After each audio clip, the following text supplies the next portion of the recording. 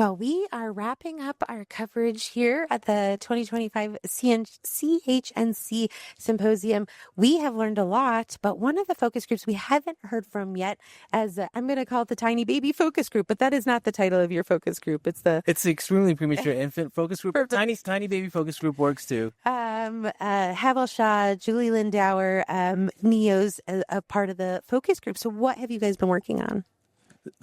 So I think I'm going to let Julie start with this first with her pre-symposium workshop, which was amazing. So I'll let her take the lead on that, and that can kind of go from that. Sure. So this goes way back to last December when I had this idea. Let's think about a workshop, and then it was longer than a term gestation, and almost as laborious, but it was so worth it. So what the topic was precision care of the extremely preterm infant, specifically born between 21 and 23 weeks gestational age. And I just have to say first off that I was kind of the overseer of the workshop and also gave the initial what we have learned at Iowa talk. And as part of my, research for my talk, I ended up listening to several incubator podcasts. Oh, I love that. Interviews with the big names, right? With Ed Bell, with Matt Rashavi, Leanne Graves, Courtney Veer. Yeah. And took notes. I don't know if other people take notes on the incubator podcast, but I guess I'm old school. Transcripts available if people are looking for that. Yeah. And so I was able to derive some wonderful quotes from that. So thank you for all the service that you guys are giving. But we really just want to get the word out that although outcomes are historically, lower than we just wanted to make sure that people know that there is still a lot of center-to-center variability, and that at Iowa we have over 20 years, 25 years of experience with incremental increase in survival and survival without neurodevelopmental disability. And we also found that the outcomes in the babies born at later than 23 weeks gestational age also have better outcomes. So improving across the board. Ripple effect. And Hevil was certainly involved with our workshop as well, and conducted along with Joyce O a wonderful case presentation that really got people talking about their practice. Yeah, can you share the case with us? Yeah, so it was as you're asking me, I just blanked on it. That's okay.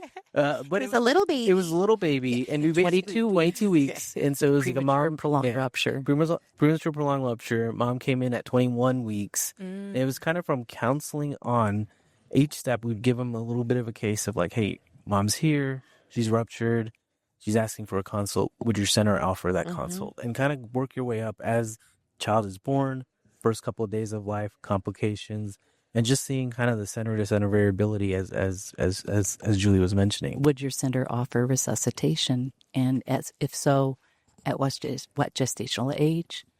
Is there a gestational age beyond which it would no longer be a shared decision-making, but it would be, the intensive resuscitation. Yes, right. Did you have a sense of the consensus in just your group of self-selected participants that wanted to learn more about extremely preterm infants? I think like Julie's saying, as the pendulum has swung where we're having better survival outcomes, everyone wants to kind of have the best practices. And I will say it's with Iowa, like they have some great outcomes, and and the data and the information they shared is wonderful. And I think hopefully the takeaway is what works there really is that everyone in the entire group is cohesive. And I think that's for where I come from, Texas. That's one of the things with our group. We have pretty good outcomes. Is the cohesiveness that if I come in or my partner comes in or someone comes in at 3 a.m, it's the same message. And I think in the workshop, really, it was like, the pendulum is really swinging to where more and more groups are having a more cohesive message versus the neonatologist that's on at 2 a.m. versus 5 a.m. Right. Yeah, we briefly touched on that. We can't change the discussion with the family based on who's on from one shift to the other. This is not fair for our teams either. Our obstetric teams, our neonatal teams need to know what to expect. Yeah, and standardization and its impact. Exactly. How we ensure that care is as free from bias as possible. Yeah. Right. And I think what CHNC like allows us to do is be able to bring that to the forefront and be like, I know you guys, there's some smaller children's hospital where this is a new thing that's coming to them of resuscitating these babies this young, to be like, hey, no, everyone's been in this year 1, year 2. Now you have practices that are 20, 30 years out of doing this. Learn from them, learn from their mistakes. So you don't have to make the same ones over and over again. Absolutely.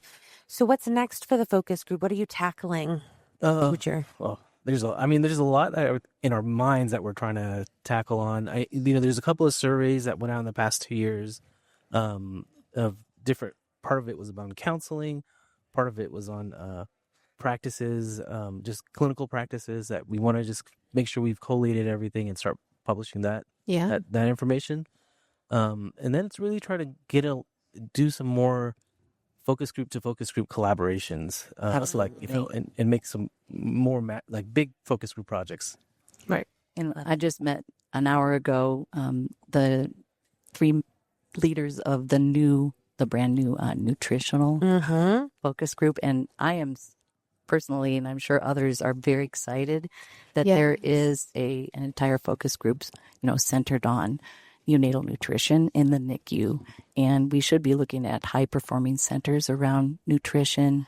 And like Hevil said, it's all about sharing our strengths, talking about our challenges.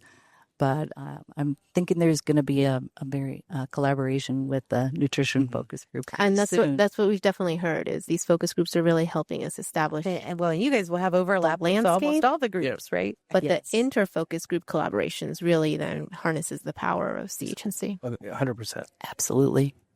Well, I don't think it could have said it better ourselves.